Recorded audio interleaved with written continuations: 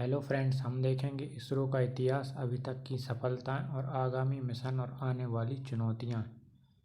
इसरो का इतिहास। स्थापना। ISRO Indian space research organisation की स्थापना 15 अगस्त 1969 को हुई। इसके जनक डॉक्टर विक्रम साराभाई, जिन्हें भारत का स्पेस प्रोग्राम का पिता कहा जाता है। इसका मुख्यालय बेंगलुरु, कर्नाटक में स्थित है।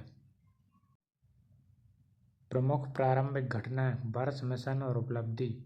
1962 इनकोस्पर की स्थापना। इसरो से पहले संगठन का नाम दिया गया था। 1963 में पहला रॉकेट नाइक अपाचे थुम्बा से लॉन्च किया गया। 1975 पहला भारतीय उपग्रह आर्यभट्ट लॉन्च किया गया रूस से। 1980 रोहिणी फर्स्ट उपग्रह भारत के SLV-3 से लॉन्च किया गया, पहला स्वदेशी प्रक्षेपण। 1984 राकेश शर्मा पहले भारतीय अंतरिक्ष यात्री बने। Soviet mission. इसरो की प्रमुख सफलताएं। मिशन प्रोजेक्ट विवरण। PSLV-3 1993 भारत का भरोसेमंद रॉकेट, 50+ सफल उड़ानें। इनसैट या IRS संचार और पर्यावरण उपग्रहों की श्रृंखला। चंद्रयान फर्स्ट 2008 चंद्रमा और पानी की खोज, नासा ने पुष्टि की। Mars orbital mission Mangalyaan 2013 Bharat का पहला मंगल मिशन, पहले प्रयास में सफल, विश्व रिकॉर्ड बनाया गया। GSAT श्रृंखला भारत के संचार उपग्रह। एस्ट्रोसैट 2015 में भारत का पहला अंतरिक्ष वेधशाला। चंद्रयान 2 2019 ऑर्बिटर सफल और विक्रम लैंडर क्रैश हुआ। चंद्रयान 3 2023 चंद्रमा के दक्षिणी ध्रुव पर सफल सॉफ्ट लैंडिंग, विश्व कीर्तिमान बनाया गया। आदित्य L1 2023 पहला सूर्य अवलोकन मिशन। गगनयान मिशन भारत का पहला मानवयुक्त मिशन परीक्षण।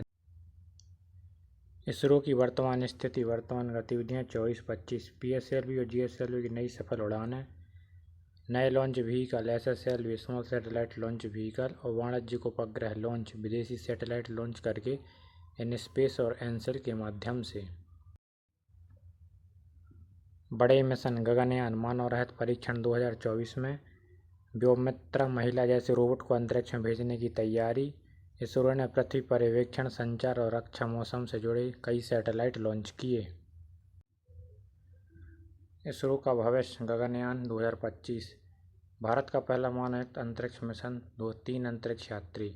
शुक्रयान शुक्र भारत का पहला।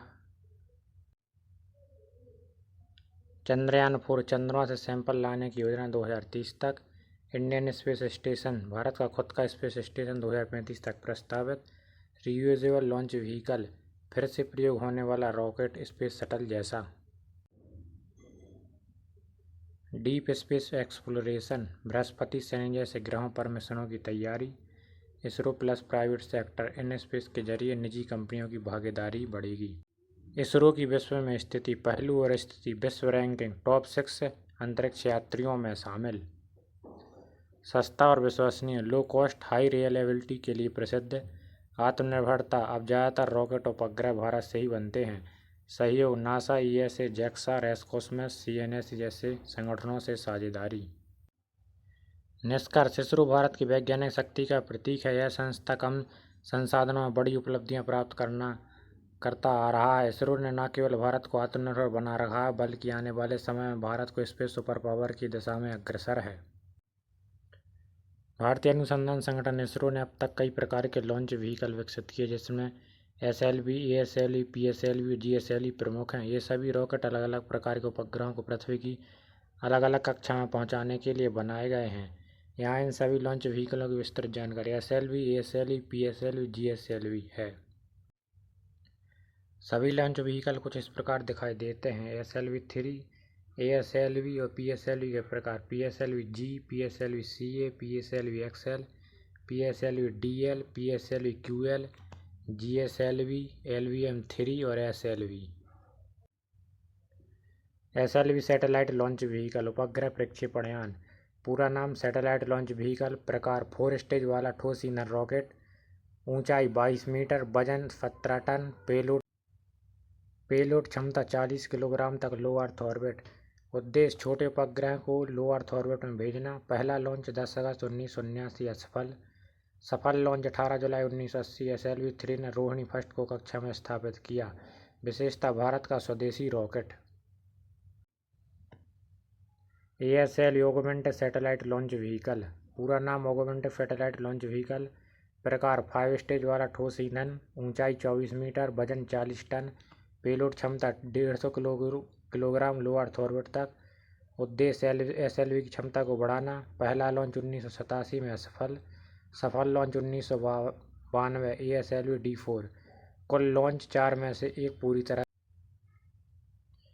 PSLV polar satellite launch vehicle, पूरा नाम polar satellite launch vehicle. 4 stage, ऊंचाई 44 मीटर और वजन 320 टन, लो अर्थ ऑर्बिट तक 3800 किलोग्राम पहुंचा सकता है। SSO सोलर ऑर्बिट 1750 किलोग्राम तक, GTO 1400 किलोग्राम। 104 उपग्रह एक साथ लॉन्च किए 2017 में। 104 उपग्रह एक साथ लॉन्च 2017। PSLV-C-37 मंगलयान PSLV से गया। विशेषता PSLV को वर्कहाउस और इसरो कहा जाता है। सबसे सफल रॉकेट 50+ सफल उड़ान। GSLV जियो सिंक्रोनस सैटेलाइट लॉन्च व्हीकल, भूस्थितिक उपग्रह प्रक्षेपण यान, पूरा नाम जियो सिंक्रोनस सैटेलाइट लॉन्च व्हीकल। प्रकार 3 स्टेज, ठोस तरल और क्रायोजेनिक, ऊंचाई 49 मीटर और वजन 420 टन। तुलना तालिका SLV 1980 में गया था, ASLV 1987, PSLV 1993, GSLV 2001 से 2014। ईंधन से ठोस तरल और क्रायोजेनिक। स्टेज 4, 5, 4 और 3। इसरो ने समय के साथ तकनीक उन्नति करते हुए अपने लॉन्च व्हीकलों को भी अधिक शक्तिशाली और सक्षम बनाया है। आज PSLV और GSLV के जरिए इसरो न केवल भारत के उपग्रह बल्कि दुनिया भर के देशों के सैटेलाइट भी लॉन्च करता है। क्रायोजेनिक इंजन क्या होता है? यह एक ऐसा रॉकेट इंजन है जो बहुत कम तापमान पर तरल गैसों, लिक्विड हाइड्रोजन और लिक्विड ऑक्सीजन को जलाकर ऊर्जा उत्पन्न करता है। इसे हाई एनर्जी एफिशिएंसी के लिए जाना जाता है। इसे विकसित करना बेहद जटिल और महंगा होता है। इसरो और क्रायोजेनिक इंजन की शुरुआत 1980 और 90 का दशक।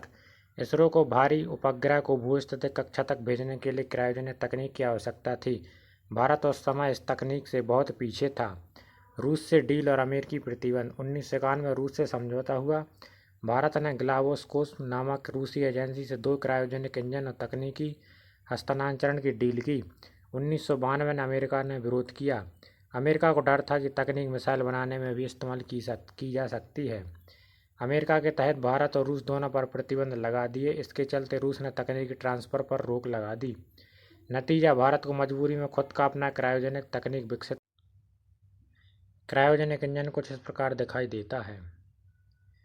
इसरो की आत्मनिर्भर यात्रा, indigenous cryogenic engine development programme 1994। ISRO ने खुद अपनी तकनीक बनाने का फैसला लिया। यह एक दशकों लंबा संघर्ष था, वैज्ञानिक, तकनीकी, वित्तीय और अंतर्राष्ट्रीय स्तर पर। रिसर्च एंड डेवलपमेंट, टेस्टिंग और असफलताएं। कई बार टेस्ट फेल हुए। इंजन का तापमान -253 तक रखना होता था, जो कि बेहद चुनौतीपूर्ण था। सफलता की कहानी 2010। भारत पहला स्वदेशी इंजन टेस्ट GSLV-D3, लेकिन लॉन्च असफल रहा। इंजन ठीक से नहीं चला। 2014 में पहला सफल परीक्षण। 5 जनवरी 2014 को इसरो ने CE-7.5 क्रायोजेनिक इंजन से GSAT-14 को सफलतापूर्वक लॉन्च किया। यह भारत की आत्मनिर्भरता का ऐतिहासिक क्षण था। इसरो के क्रायोजेनिक इंजन संस्करण। CE-7.5 GSLV-MK2 में प्रयोग। CE-20 GSLV-MK3 में विकसित, अधिक शक्तिशाली। SCE-200 भविष्य में रियूजेबल लॉन्च व्हीकल और ह्यूमन मिशन गगनयान के लिए विकसित हो रहा है। आज की स्थिति, निर्माण पूरी तरह भारत में। उपयोग GSLV-MK2 और 3, मिशन चंद्रयान 2, GSAT और गगनयान आगामी। गर्व, भारत दुनिया के गिने चुने देशों में है जिनके पास क्रायोजेनिक तकनीक है, जैसे अमेरिका, रूस, फ्रांस और चीन। निष्कर्ष, अमेरिका के विरोध और रूस की सहायता रुकने के बावजूद इसरो ने हार नहीं मानी। वैज्ञानिकों ने दशकों की मेहनत से क्रायोजेनिक इंजन को स्वदेशी रूप से विकसित किया, जो आज भारत की अंतरिक्ष शक्ति का एक प्रमुख स्तंभ है। हमारे द्वारा प्रदान की गई जानकारी आपको पसंद आ रही है तो प्लीज़ हमारे चैनल को लाइक, शेयर एंड सब्सक्राइब करें। Thank you.